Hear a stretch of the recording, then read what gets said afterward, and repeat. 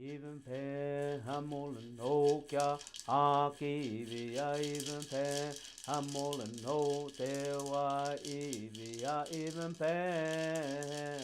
When you bring something out today's context, you're bringing power from ancient times into today, the realm of today, which is the here and now.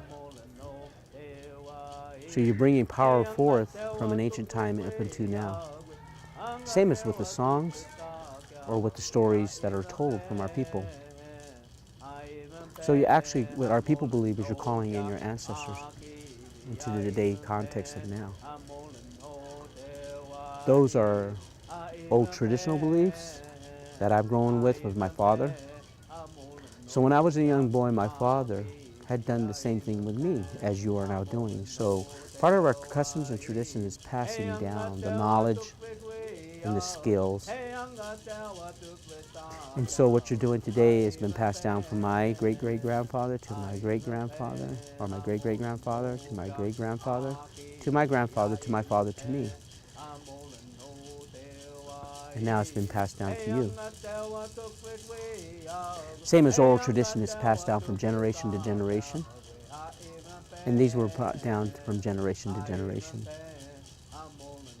Information was stored, stories were stored, and then told in order to keep the culture and the stories alive of our identity. And that was one of the rich values of oral tradition, or in this case, written tradition. Scientists say we didn't have a written language, but we do. In this activity, we learned about the pictograph, what it means, about our culture in the area, Serrano, Liseño, Cahuilla, Capeño, and about the tribes, and what the stories are in this written language, and the creation and stories about what these depict, and the understanding of knowledge of what these designs are.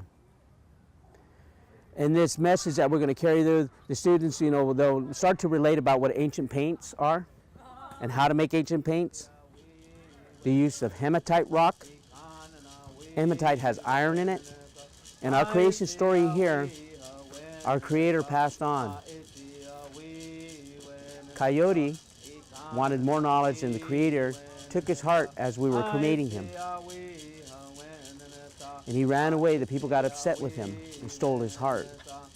At the time when we created, Coyote came as a person, took the creator's heart and ran, and we chased him.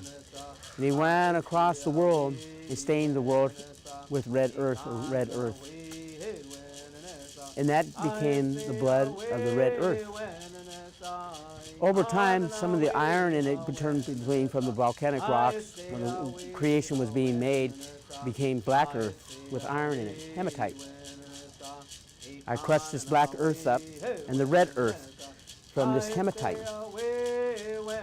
This is a red earth, hematite. We believe our coyote dropped the blood, and hematite has iron oxide in it. It has iron. Our blood has iron. Coyotes, when he dripped the blood, had iron. So we tie that in our creation stories. So that's why we use these red and black paints, because it leads back to our creation story, if that makes sense. We're at the location where the people would camp their villages here, but they'd also do their grinding in the rocks, the food, the acorns, the piña nuts, mesquite, berries, and other sorts of medicines that they had, they would use. Again, these are thousands of years old. This bedrock mortar, depicting of our ancestors that had utilized this as a means for food, but also a means of preparing the mixtures of the paints with the egg whites itself. And the slab was used as a means of putting the red earth or hematite, or the black earth hematite, and they would mix it with the egg whites, and they would mix that on that slab. These are egg whites that they would use for a binding agent for paint. And these have greasy lipids in the eggs, and the egg whites dry up, and then they bind the paint to the rock. And this binding painting on this surface, when the water and the egg albumin help mix the solution together, the hematite and the egg, generally they would use duck eggs, blue jay eggs, it makes a paint solution. The water evaporates from here and the iron oxide stays on the rock. The paint stays on the rock. Only the iron oxide stays on the rock, and the water in the egg dissipates. Our people were pretty intelligent. That was a high intellectual level of thinking. These are our pencils. They are willow. These are the pencils they're going to draw with. We didn't have pencils back then, as we do now. Bic. These are the Bics of the ancient times. So this contains information that is valuable to us, that has legitimacy to it. These writings were done by ancient shamans. Shamans were the medicine people that had great power given to them by their creator Mukat, or Weyot in La Señor and Mukat in Cahuilla. This power was given to them. So as they were able to have their power and go into a different dimension, which is another world, and they were given information in that other world, a different dimension. When they came back to this world, they would interpret in these writings. And so if you had a shaman that had great power, he could actually tell you a story from these writings, just as a literature from a story from a book. And so a lot of these writings, marks over hundreds of years, were done with initiation rites. For example, a young baby was born into this world. There are pictures on the rocks that have their baby hands on the rocks to initiate them into this world. In these depictions on here, you can see some of the children's hands that were depicted on here. So all of the societies that would come together, the lineage and tribes, they would value that child as very sacred. When a young man or woman was becoming of age and they were going to be determined to be an adult, they would do an initiation. The women would go with all the elder women, and it was taught your creation story, who you were, your identity, where you're from, what lineage you're from, who are your chiefs, and also what your responsibility is to the universe, your relationship to the land, the environment, the earth, and your responsibility to your people. And so they would initiate as young men. If they would take you to old elders or the shamans, and the shamans would determine whether if you were going to be a leader by blood, or if you're going to be determined as an assistant, or if you're going to be a great hunter, a great singer. The shaman had these visions ahead of him, so to determine what your power would be when you become a man. Once that is determined, you would spend months and you would learn about the songs, your culture, your creation, what your role in life is, and your responsibilities to your tribe and your people and the environment and the universe. I think it looks really cool because it gives me a sense that I'm closer to them, because you get to see like what they actually made, and that's really cool. Like they actually made that with their bare hands. So I think that's awesome.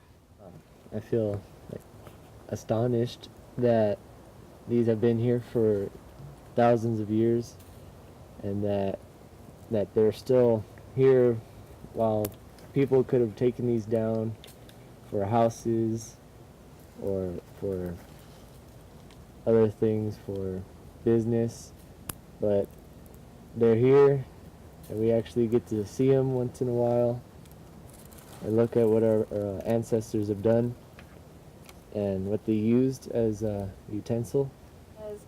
Now we don't really know that much about our heritage, but we have our land and everything, but it's just the whole concept of us not really knowing our language, and your language is mostly everything, because that's how you communicate, and that's how your people back in the day communicated to each other.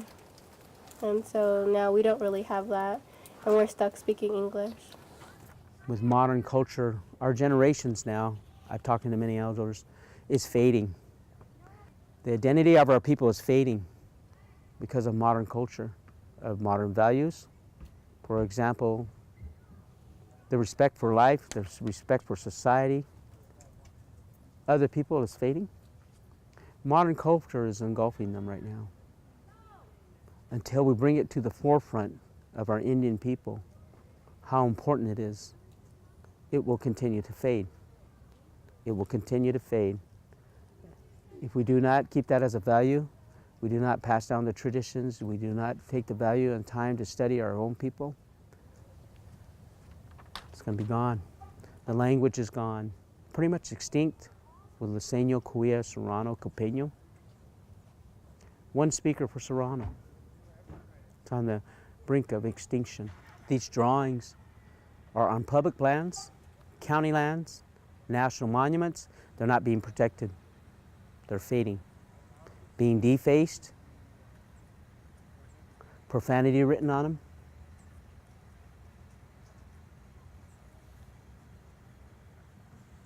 History is fading.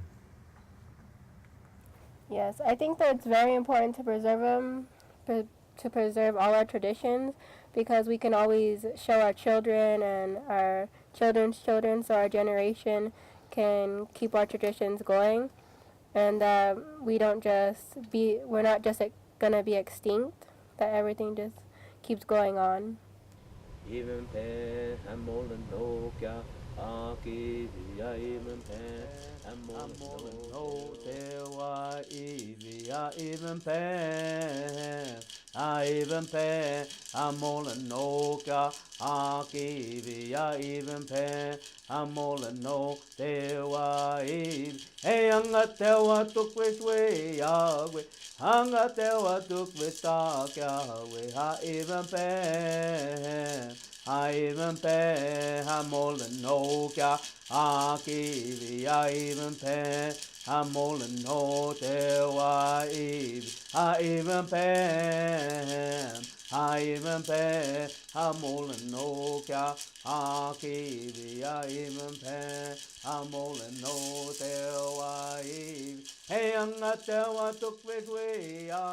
Hey anga te wa tuk with I even pay